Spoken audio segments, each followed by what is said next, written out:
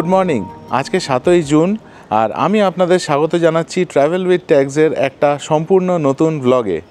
এখন আমরা আছি গোপালপুরের স্বস্তি পাম রিসর্টে। ভীষণ সুন্দরভাবে সাজানো এই স্বস্তি পাম রিসর্ট, আর যেখানে এত গ্রিন কাভার থাকে, এত গাছপালা থাকে, এত ফুল গাছ থাকে, সেই জায়গা আমার সবসময় ভালো লাগে। এখন বাজে সকাল 9:30 আর আমাদের এখানে রুমের সাথে কমপ্লিমেন্টারি ব্রেকফাস্ট আছে। আমরা যাচ্ছি এখন রেস্টুরেন্টে ব্রেকফাস্টটা করে নিতে। এই স্বস্তি পাম রিসর্টে খুব সুন্দর পার্কিংয়ের ব্যবস্থা আছে, অনেকগুলো গাড়ি রাখার ব্যবস্থা আছে এখানে। ব্রেকফাস্ট করে এখান থেকে আমরা বেরোবো আর ঘুরে দেখব এখান থেকে অনেকগুলো জায়গা, সেগুলো সব আপনাদের দেখাবো। ভিডিওটা দেখতে থাকুন। তাই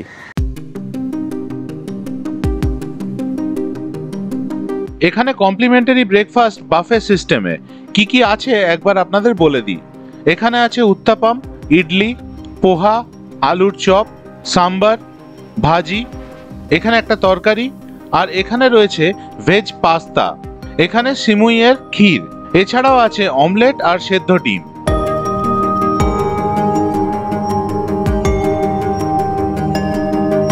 এখানে আছে চাটনি, কড়াইশুঁটি, কর্ন, বাদাম আর দই, ওয়াটারমেলন জুস আর ব্যানানা মিল্ক শেকও আছে। ফ্রুটসের মধ্যে আছে ওয়াটারমেলন আর পেঁপে। এদিকটায় আছে ব্রেড, বাটার, কেক, কর্নফ্লেক্স, চা আর কফি।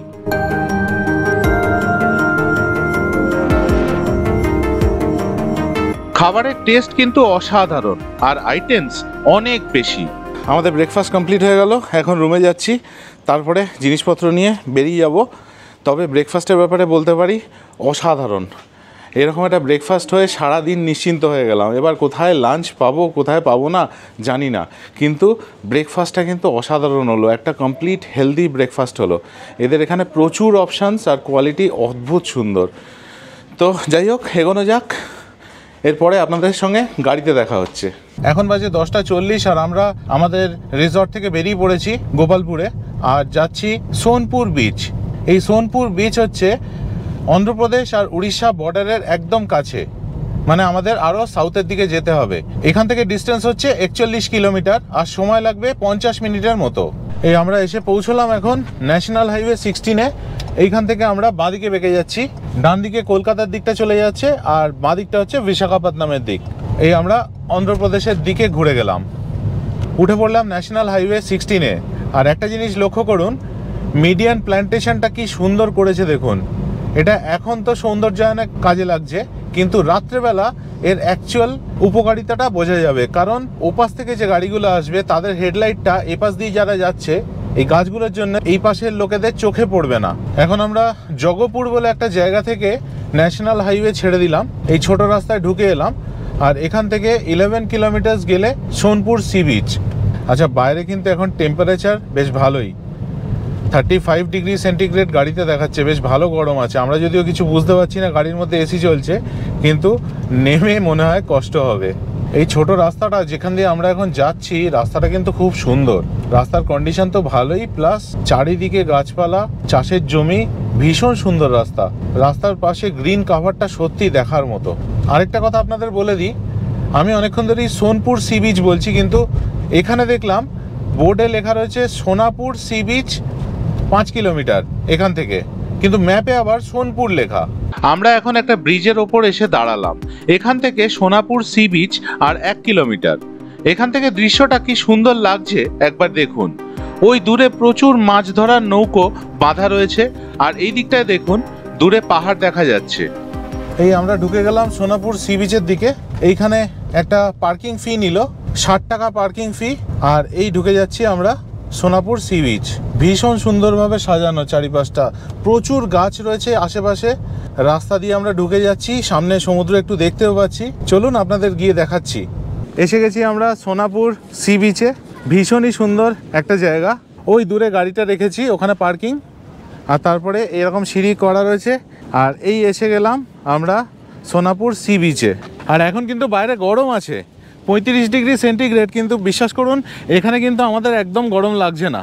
খুবই ভালো ওয়েদার, প্রচুর হাওয়া, অ্যাকচুয়ালি গরম থাকলেও সেটা লাগছে না আমাদের। আর টিনটিন গোগল তো আনন্দে আত্মহারা, এত বালি পেয়েছে চারিদিকে, বালি ওড়াচ্ছে, বালি দিয়ে খেলা করছে, বালি ছুটছে পা দিয়ে, ওদের আলাদা লেভেলেরই আনন্দ।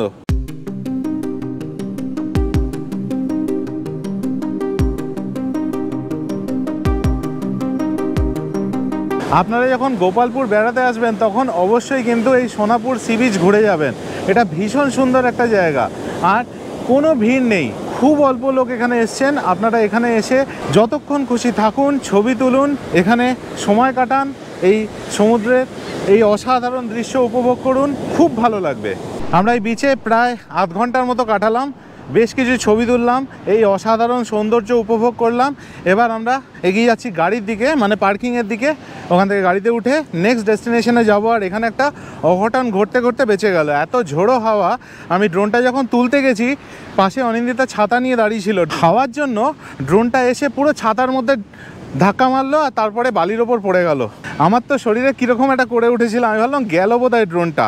ড্রোনে বালি লেগে গেছিলো, সেই বালিগুলোকে ঝাড়লাম, ড্রোনটাকে চেক করলাম, ব্লেডগুলোকে চেক করলাম, তারপর ওড়ালাম, দেখলাম ঠিকঠাক উড়ে গেল এবং ভালো ভালো কয়েকটা ছবিও পেলাম।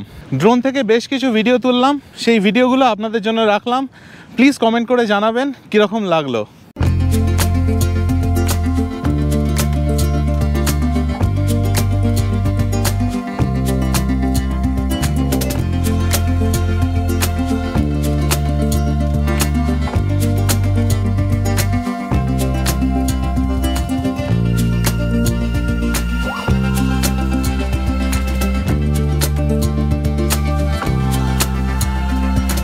পুরীতে যেরকম একটা ব্লু ফ্ল্যাগ বিচ আছে, এই সোনাপুর সি বিচেও কিন্তু একটা ব্লু ফ্ল্যাগ বিচ আছে। আমরা যে বিচটা ছিলাম এটা ব্লু ফ্ল্যাগ বিচ নয়, ব্লু ফ্ল্যাগ বিচ হচ্ছে ওই সামনে, আপনাদের দেখাচ্ছি। এইখানে এতক্ষণ আমরা ছিলাম, এটা নর্মাল বিচ। আর এই পাশে দেখুন সোনাপুর ব্লু ফ্ল্যাগ বিচ। এইখানে ব্লু ফ্ল্যাগ বিচের যা যা ফেসিলিটিস আছে সব এর মধ্যে ঢুকলে আপনারা পাবেন। তো আমরা এখন আর ব্লু ফ্ল্যাগ বিচে যাচ্ছি না, এখন বেরিয়ে যাচ্ছি। সমুদ্র তো দেখা হয়েই গেল, এখন গাড়িতে উঠতে পারবো কি না এটা একটা বিরাট বড় প্রশ্ন, কারণ গাড়িটা রোদের মধ্যে রয়েছে, কোনো গাছ নেই মাথার ওপর। কি অবস্থা গাড়ির মধ্যে, কীরকম টেম্পারেচার, কতটা গরম হয়ে গেছে কিচ্ছু বুঝতে পারছি না। গাড়ির সামনে এসে একটা অন্য জিনিস দেখলাম, দেখুন এইখানে একটা পেরেক ঢুকেছে, কিন্তু আমার প্রশ্নটা হচ্ছে পেরেকটা এখানে ঢোকারই কথা নয়, কারণ এই জায়গাটা একদম সাইডে। এটা কেউ ইচ্ছে করে করেছে নাকি এমনি ঢুকেছে আমি বুঝতে পারছি না। তো এই টায়ার নিয়েই চলে যাচ্ছি, কারণ এখনও তো ফ্ল্যাট হয়নি। টেনে বার করতে গেলে যদি হাওয়া বেরিয়ে যায়, তার থেকে এটা এরমভাবেই চলে যাই। হাইওয়েতে টায়ার রিপেয়ারিং শপে দাঁড়ালাম টায়ারটাকে ঠিক করিয়ে নেওয়ার জন্য, কারণ আফটারঅল একটা পেরেক ঢুকে গেছে। তো একটা ছেলে ছিল ওখানে, ডাকলাম তাকে, সে এসে পেরেকটা যেই বার করলো, দেখলো যে কোনো আওয়াজ আসছে না। তারপরে এই সাবান জল ছিটিয়ে দেখলো কোনো বাবলস বেরোচ্ছে না। তার মানে বোঝা গেল যে কেউ গায়ের জোরে প্রেস করে পেরেকটাকে একটুখানি ওখানে ঠেলে আটকে দিয়েছিল, ওটা কোনো পাংচার হয়নি। যাই হোক, একটু চিন্তামুক্তভাবে এবার এগোনো যাক, কারণ এতক্ষণ মনে সত্যিই টেনশন ছিল। রাস্তাঘাটে টায়ার পাংচার হয়ে গেলে খুব প্রবলেম। আর এই এখন এত রোদ না চারিদিকে, যদি টায়ার পাংচার হয়ে যায় বসে বসে আমাকে করতে হবে, ওটা পুরো ঘেমে স্নান হয়ে যাব। ওটা নিয়ে একটু টেনশন ছিল, এখন সেই টেনশন আর নেই, এখন এগিয়ে যাচ্ছি। সামনে দেখুন এই সুন্দর রাস্তা, আমাদের নেক্সট গন্তব্য হচ্ছে মা তারাতারিণী টেম্পল। আর এখন আমরা এই রাস্তা দিয়ে গোপালপুর অবধি তো যাবই, তারপর গোপালপুরের দিকে হাইওয়ে ছেড়ে ঢুকবো না, আমরা আরও এগিয়ে যাব মন্দিরের দিকে। আপনাদের কাছে প্রথমেই আমার একটা ছোট্ট রিকোয়েস্ট, যদি আমার এই ভিডিওটা আপনাদের ভালো লাগে তাহলে প্লিজ আমার YouTube channel travel with tag subscribe করবেন। এই ভিডিওতে আপনাদের যদি কোনো কোয়েশ্চেন্স থাকে বা কোনো সাজেশন থাকে, আমাকে প্লিজ কমেন্ট বক্সে লিখে জানাবেন। আমরা স্টেট হাইওয়ে 32 থেকে ডান দিকে বেঁকে গেলাম একটা জায়গা থেকে, ওখানে বোর্ডে মার্ক করা ছিল মা তারাতারিণী মন্দির। এখন আমরা এগিয়ে যাচ্ছি তারাতারিণী মন্দিরের দিকে। বাঁদিকে যে পাহাড়টা দেখতে পাচ্ছেন, ওই পাহাড়টার মাথায় তারাতারিণী মন্দির। আমরা এসে গেছি মা তারাতারিণী মন্দিরের গেটেতে। আর এখান থেকে বাসের টিকিট কেটে নিলাম, আপ অ্যান্ড ডাউন দুটো নিয়ে পার হেড 30 টাকা। আর টিনের কিছু লাগলো না, মানে আমার, গোগল আর অনিন্দিতার 30 করে 90 টাকা লাগলো। এই যে এখানে পাহাড়টা রয়েছে, এর ওপরে হচ্ছে মা তারাতারিণী মন্দির। আর ওপরে যাওয়ার দুটো উপায় আছে, এক হচ্ছে বাসে করে যেরকম আমরা যাচ্ছি 30 টাকা per head ticket up and down, আর আরেকটা হচ্ছে রোপওয়ে করে, সেটা একটু দূরে রোপওয়ের কাউন্টার আছে। আর গাড়ি নিচে রেখে যেতে হয় পার্কিংয়ে, 40 টাকা পার ভেহিক্যাল পার্কিং চার্জ। এই হলো আমাদের বাস, যা আমাদের পাহাড়ের ওপর নিয়ে যাবে। ঠিক সময় আমাদের বাস ছেড়ে দিল আর পাহাড়ে উঠতে শুরু করে দিল। ওপরে ওঠার রাস্তাটায় প্রচুর গাছপালা চোখে পড়লো। প্রথমে ভীষণ গরম লাগলেও বাস ওপরে উঠতে থাকলে গরমটাও একটু কম হতে থাকলো। এসে পৌঁছলাম আমরা পাহাড়ের ওপর মা তারাতারিণী মন্দিরের সামনে। মা তারাতারিণী মন্দির ঋষিকুল্যা নদীর তীরে কুমারী পাহাড়ে অবস্থিত।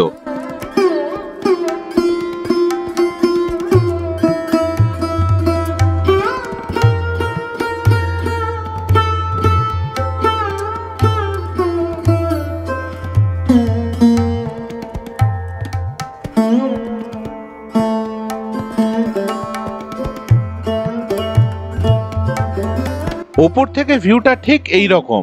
আর সামনে যে নদীটা দেখছেন সেটা হলো ঋষিকুল্যা নদী, আর এই পাশে দিগন্ত বিস্তৃত সবুজ চাষের জমি। এবার আমাদের পাহাড় থেকে নিচে নামার পালা। বাসে উঠে পড়লাম আর কিছুক্ষণের মধ্যেই নিচে চলে এলাম। এখন বাজে 3:15 আর মা তারাতারিণী মন্দির থেকে আমরা রওনা হয়ে গেলাম। আমরা যাচ্ছি আমাদের নেক্সট ডেস্টিনেশন তাম্পারা লেক, যেটা এখান থেকে 33 কিলোমিটার ডিস্টেন্সে অবস্থিত, আর আমাদের সময় লাগবে 45 মিনিটের মতো। আর এই স্টেট হাইওয়ে দিয়ে আমরা এগিয়ে চলেছি। রাস্তার কন্ডিশন মোটামুটি ভালো। আগের যে রাস্তাটা দিয়ে আমরা মা তারাতারিণী মন্দির গেছিলাম সেই রাস্তাটা এটা নয়। এটা দিয়ে গিয়ে পৌঁছবো আমরা ছত্রপুর বলে একটা জায়গায়, সেখান থেকে আমরা তাম্পারা লেক যাব। সামনের রাস্তাটা খালি দেখুন, যত লোকালয় ছিল সব পিছনে চলে গেল। এখন জায়গাটা বেশ ফাঁকা, আর সামনে পাহাড়, দুপাশে চাষের জমি। উড়িষ্যার ন্যাশনাল হাইওয়েতে গাড়ি চালিয়ে তো ভালো লাগেই, কিন্তু উড়িষ্যার ভেতরের যে স্টেট হাইওয়েগুলো সেগুলোর অবস্থাও কিন্তু দুর্দান্ত। গাড়ি চালিয়ে ভীষণ আনন্দ পাই। এখানে রাস্তাটা দেখুন পুরো সোজা, আর দুপাশে সবুজ চাষের জমি, দুর্দান্ত লাগছে। উড়িষ্যার রাস্তা যে এত ভালো, যারা এখানে ড্রাইভ করেছেন নিজে তারাই জানেন। এক্ষুনি আমরা ছত্রপুর শহরের মধ্যে দিয়ে ঢুকে এই ন্যাশনাল হাইওয়ে 16 কানেক্ট করলাম। এবার আমরা যেদিকে যাচ্ছি এদিক দিয়ে সোজা চলে গেলে কলকাতা পৌঁছে যাবে, কিন্তু সেটা অবশ্যই আমরা আজকে যাব না।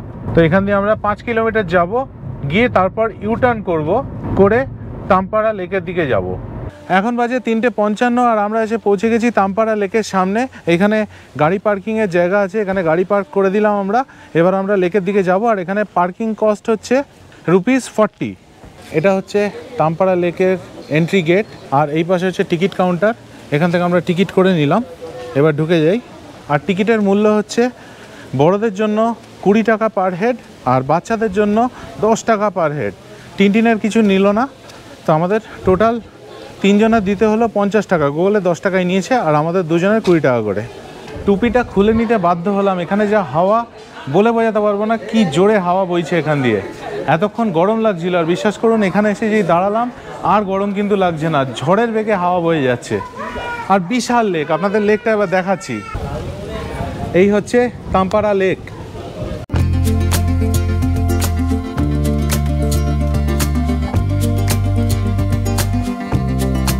আচ্ছা, আমরা এখানে চলে এলাম বোটিং করতে। বোটিংয়ের খরচাটা বলে দিই। বোটিংয়ের খরচা হচ্ছে 100 রুপিস পার হেড, আর এই হচ্ছে বোট যাতে করে আমরা ঘুরবো। সময় হচ্ছে 15 মিনিট। এখানে আপনারা চাইলে জেট স্কিইংও করতে পারেন।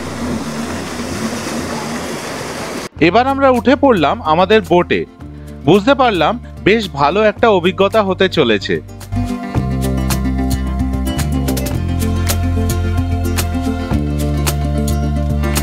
ঠিক সময় হতেই আমাদের নৌকোর ড্রাইভার সাহেব নৌকো ছেড়ে দিলেন, আর আমরা এগিয়ে চললাম তাম্পারা লেকের মধ্যে।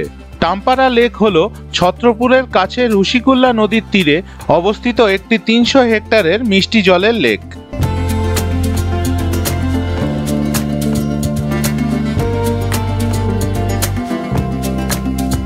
তাম্পারা লেকের সৌন্দর্য দেখে সকলেই ছবি তুলতে ব্যস্ত হয়ে পড়ল। আমরা আর অন্য যাত্রীরা সকলেই তখন নিজের নিজের মোবাইল ফোন পকেট থেকে বের করে একের পর এক ছবি তুলে চলেছি। লেকের মধ্যে নৌকোয় ঘুরতে ঘুরতে এত ঠান্ডা হাওয়া পেয়ে আমাদের সারাদিনের এই গরমের মধ্যে ঘুরে বেড়ানোর যেটুকু ক্লান্তি ছিল তা যেন নিমেষেই কোথায় উধাও হয়ে গেল। চারিদিকের সুন্দর শান্ত পরিবেশ আমরা উপভোগ করতে থাকলাম। মন থেকে চাইছিলাম আমাদের এই বোট রাইড যেন আরো কিছুক্ষণ চলতে থাকে, কিন্তু ঠিক সময় হতেই আমাদের নৌকো চলে এলো জেটির দিকে, আর আমরা বুঝে গেলাম নামার সময় হয়ে গেছে। আপনারা যখন তাম্পারা লেকে আসবেন অবশ্যই এই বোট রাইড কিন্তু করবেন। দুর্দান্ত অভিজ্ঞতা হবে। আমাদের অসাধারণ লাগলো, মন ভরে গেল। এই গরমের মধ্যে যেটা সবথেকে প্রয়োজন ছিল সেটা পেয়ে গেলাম তাম্পারা লেকের গেটের ঠিক সামনে, আইসক্রিম।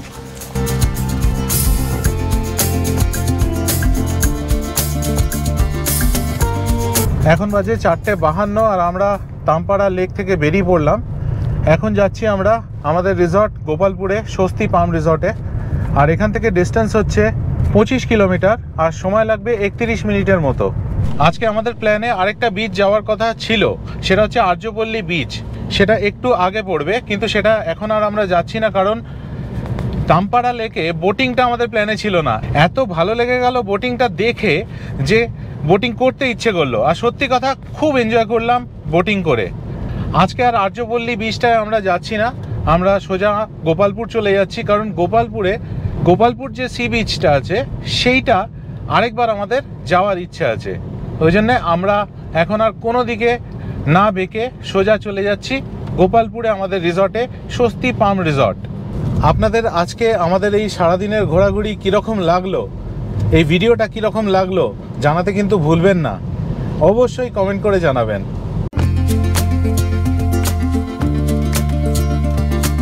স্বস্তি পাম রিসর্টে আমরা আমাদের রুমে চলে এসেছি। ভাবলাম একটু ফ্রেশ হয়ে তারপরে আমরা বিচে যাব। এসে আমরা অবাক, দেখি আমাদের রুম নিট অ্যান্ড টাইডি, পুরো ক্লিন করে দিয়ে গেছেন এনারা, একদম পরিষ্কার পরিপাটি করে গুছিয়ে দিয়ে গেছেন। আমরা অ্যাকচুয়ালি ভাবছিলাম এটা বললে ভালো হতো, আমরা সকালবেলা যখন বেরিয়ে গেছি তাড়াহুড়োতে বলতে ভুলে গেছিলাম এনাদের। তো এসে দেখি পুরো ক্লিন করে একদম পরিষ্কার পরিচ্ছন্ন করে দিয়ে এনারা একদম সাজিয়ে গুছিয়ে রেখে বেরিয়ে গেছেন। তো মানে এদের সার্ভিস নিয়ে কোনো কথা হবে না, দুর্দান্ত সার্ভিস এই স্বস্তি পাম রিসর্টের। এখন বাজে 5:56 আর আমরা এসে পৌঁছে গেছি গোপালপুর সি বিচে। আর এখানে ঠান্ডা হাওয়া দিচ্ছে, কোনো রকম গরম লাগছে না। কি অসাধারণ ফিলিং হচ্ছে আপনাদের বলে বোঝাতে পারবো না। এই সি বিচটা এবার আপনারা একটু দেখে নিন।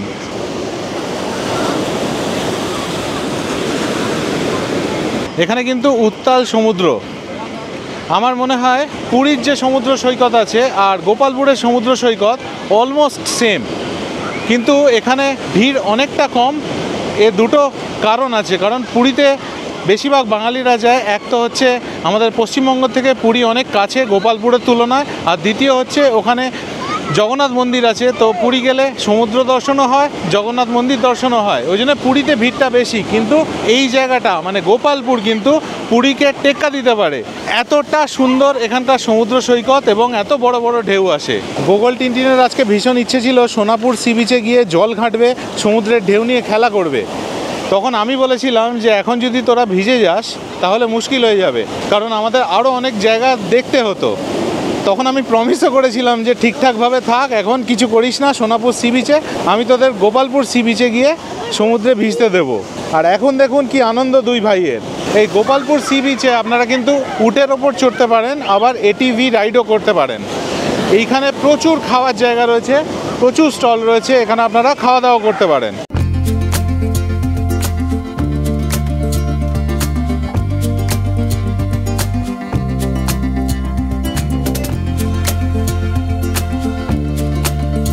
আমি গোগল টিনটিনকে বলেছিলাম তোদের হাত পা ভেজাতে দেবো, ওরা পুরো জামা কাপড় সব ভিজিয়ে ফেলেছে। কি অবস্থা করছে আপনাদের বলে বোঝাতে পারবো না। হ্যাঁ, ঢেউয়ের দোষ না, সব তোর দোষ, ঢেউয়েরও দোষ। আচ্ছা, গোগলের তো প্যান্টটা ভিজেছে, ওর জামা প্যান্ট পুরো ভিজে গেছে। এতক্ষণ ধরে আমি গোগল টিনটিনকে বলছিলাম প্যান্ট জামা ভেজাস না, এখন দুম করে একটা বিরাট বড় ঢেউ এলো, আমার প্যান্ট পর্যন্ত ভিজে গেল।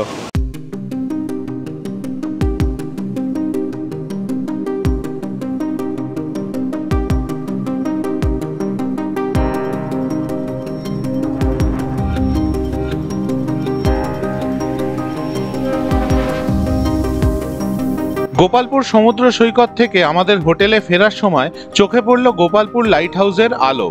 আজকেও আমাদের গোপালপুর লাইট হাউসে ওঠা হলো না, কারণ গোপালপুর পৌঁছতে আমাদের অনেকটাই দেরি হয়ে গেছিল। এখন আমরা আমাদের রুমে চলে এসেছি, আর এখানে এসে আমরা ফ্রেশ হয়ে নিয়ে এবার কিছু স্ন্যাক্স অর্ডার দিয়েছি। আজকে একটা অন্য আইটেম অর্ডার দিয়েছি কালকের থেকে, তো ফার্স্টে সেটা চলে এসছে।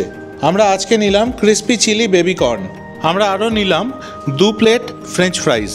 এখন বাজে রাত 9:50 আর আমরা রুমে অর্ডার দিয়ে দিয়েছি আমাদের ডিনার। একবার আপনাদের দেখিয়ে দিই।